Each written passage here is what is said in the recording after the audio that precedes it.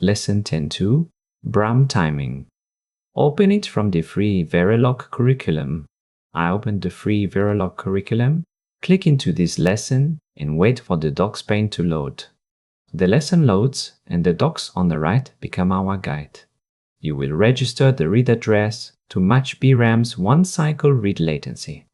Our address rec less equal address, read data 1 cycle later, confirm pass.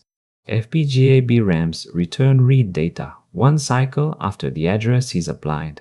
Registering the address or the data matches that hardware latency. If you ignore it, software-style same cycle reads will fail in real silicon. Sync BRAM model with our address rec, creating the 1 cycle lag. Your TODO is our address rec, L address. Fill our address rec less equal address, then Ctrl S.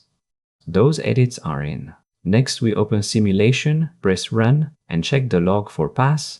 Open simulation and press run. The log shows the delayed read of dead beef style data, then pass. In Surfer, right-click the TB scope and add the signals.